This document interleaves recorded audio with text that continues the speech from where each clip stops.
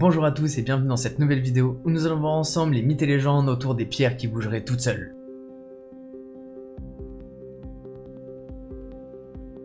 C'est à l'est de la Californie aux États-Unis que l'on peut retrouver ces étranges pierres. Ce lieu nommé la Vallée des Morts est très connu par les chercheurs d'or et chaque année ce sont de nombreuses personnes qui s'y rendent pour explorer la zone. Pourtant ce ne serait pas la seule chose qui attire les personnes dans cette zone. Depuis de nombreuses années, des scientifiques et géologues se rendent dans cette zone afin d'expliquer un étrange phénomène. Des pierres et des rochers pouvant peser jusqu'à 700 kg se déplaceraient seuls sur des kilomètres. Comme vous pouvez le voir sur ces images, il ne s'agit pas d'une simple légende. Il existerait bel et bien des pierres qui se déplaceraient toutes seules sur des kilomètres et laisseraient même une trace derrière elles. Pour les scientifiques qui ont étudié le phénomène, ils sont formels. Ce ne sont pas les humains ni les animaux qui les déplacent. Toutefois, il existe de nombreuses hypothèses et légendes. Il pourrait s'agir soit de tremblements de terre, soit de cyclones, ou encore des fantômes qui déplaceraient ces pierres.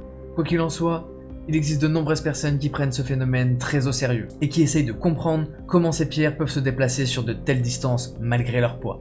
Plusieurs groupes de chercheurs iront même jusqu'à mettre des caméras en place afin d'essayer de filmer le phénomène.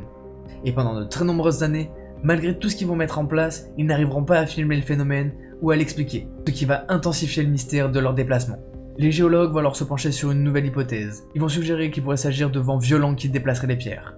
En 1998, une équipe de chercheurs va alors essayer de répertorier tous les déplacements des pierres pour essayer de mieux comprendre le phénomène. Ils vont alors réaliser une maquette 3D sur ordinateur et reproduire le phénomène de vent violent. Mais les résultats qu'ils obtiendront démontreront qu'il est impossible que ce soit le vent qui déplace les pierres sur de telles distances. De plus, toutes les pierres ne se déplaceraient même pas dans la même direction, et certaines de leurs trajectoires se croiseraient, ce qui est impossible à faire avec le vent.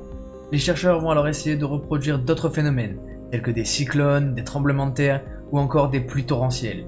Mais aucun de ces phénomènes météorologiques ne coïncide parfaitement avec les déplacements de ces pierres. L'hypothèse la plus probable qu'ils vont avancer est qu'il pourrait s'agir d'un phénomène de condensation, mélangé avec un vent aléatoire, ce qui pourrait produire ce genre de déplacement.